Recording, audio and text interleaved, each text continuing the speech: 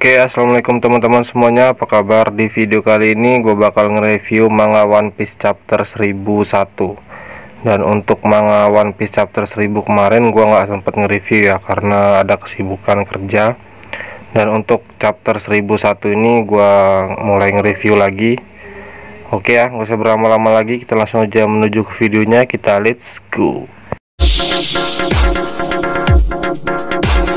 Oke, untuk manga One Piece chapter 1001 ini berjudul Pertarungan Para Monster.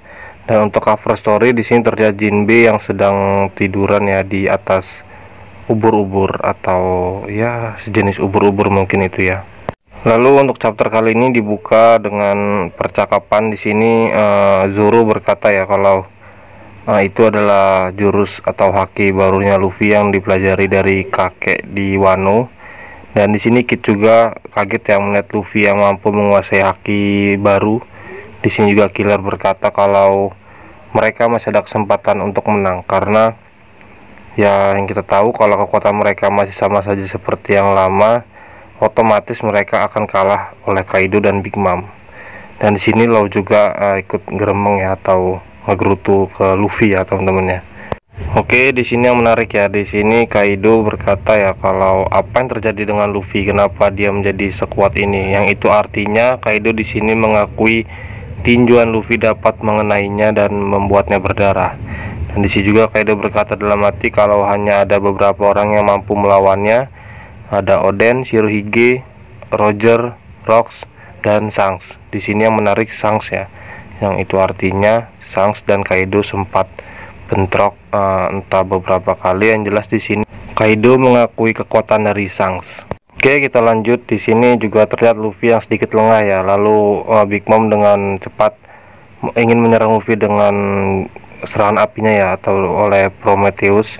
Tetapi dengan cepat juga di sini Zoro membelah Prometheus menjadi dua dan menggunakan jurus rubah roh api atau itu jurus Kinemon ya. Di sini Zoro terlihat meniru jurus Kinemon, tetapi ya ampuh dan langsung bisa juga ya teman-teman ya. Lalu di sini juga terlihat Zoro yang mengingatkan Luffy kalau yang mereka lawan saat ini adalah dua Yonko, bukan lawan abal-abal lagi. Sudah beberapa kali ya Zoro ini mengingatkan Luffy untuk serius dalam bertarung, apalagi kalau lawannya itu sudah jelas-jelas lebih kuat dari mereka. Tetapi ya kita tahu sendiri ya Luffy seperti apa ya teman-teman. Dan di sini adalah fungsi Zoro untuk mengingatkan Luffy dan untuk membackup Luffy ya. Zoro ini yang benar-benar cocok untuk membackup. Jadi menurut gue ya di kru topi jerami itu ya Zoro dan Luffy itu emang dua faktor yang saling melengkapi ya satu sama lain. Walaupun mereka sama-sama bodoh memang.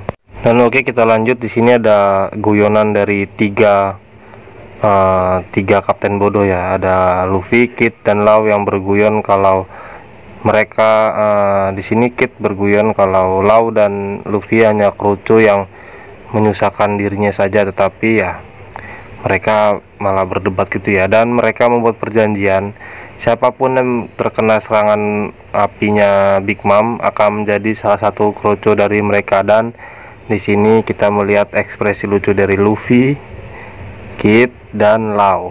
Di sini yang benar-benar Ichiro dan ini mantap ya. Di sini ada pertarungan yang sengit, ada guyonan juga ya teman-teman ya.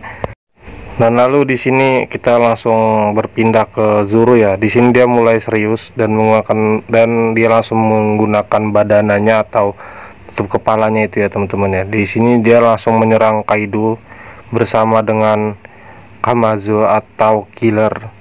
Dan di sini menurut gue serangan dari Zoro dan Killer itu kena ya teman-teman ya, tetapi tidak terlalu berefek ke Kaido, atau yang bisa kita lihat Kaido masih berdiri tegak. Dan lalu serangan mereka dilanjutkan oleh Kid, Luffy, dan Law. Di sini Kid menggunakan jurus Pangroten, Luffy dengan Gear 4-nya, dan Law dengan Room. Di sini mereka sudah bersiap-siap ingin membabi buta Kaido. Dan di sini yang kita lihat ya serangan mereka. Oh, sebentar teman-teman ya. Di sini ada guyonan sedikit dari Kaido ya.